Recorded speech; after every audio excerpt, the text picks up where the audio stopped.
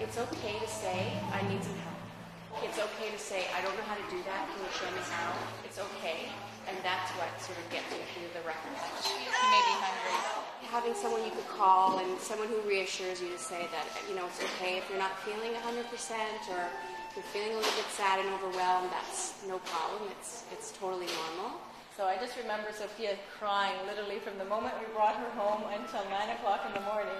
And when I answered the door, it was like an angel was at the door to save me from the situation that I found myself in. With Noah, it was a completely different situation because although he came early, Jessica was available luckily, so 30 minutes after he was born, we had our first feed, and it was like night and day. You get a vision in your head about what you want your birth to be like and what you see breastfeeding like in those first few weeks. You're thinking, well, should I know that? Should I know that?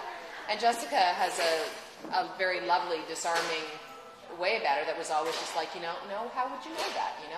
That's fine, you're learning, and you'll see what he likes, and she was bang on. We always laughed.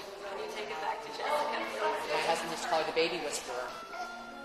When people said to me, do you want to have support during the birth and postpartum with your second? And my response was, yeah, different baby. There's this idea that you're supposed to automatically know how to breastfeed.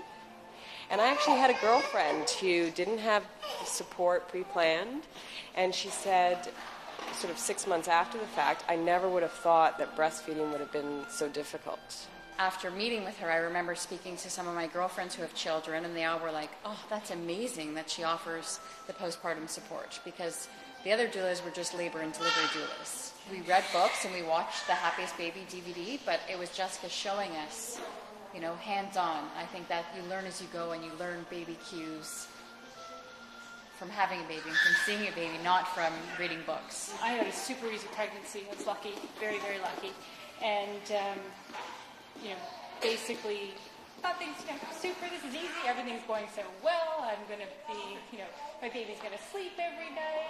Got home in the afternoon, literally took him out of his car seat for the first time, and he proceeded to cry for probably 4 hours. I phone called Jessica, and she came and visited with me 2 days a week, 3 hours a day, and we worked on it, and everything got better slowly. And I remember at 3.5 months, I woke up one day, and he didn't cry all day. And now I look at it in 6 months and think, it's that whole nature thing, though, which I'm sort of starting to get now. Like, you start to forget the crazy things. Michaela was a real trooper. She latched. Fantastic.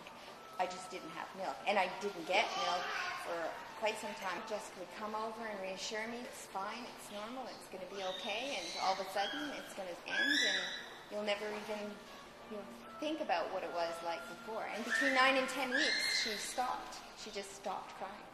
Every woman has a different, slightly nuanced issue with breastfeeding, and Jessica understands this. She really is a master.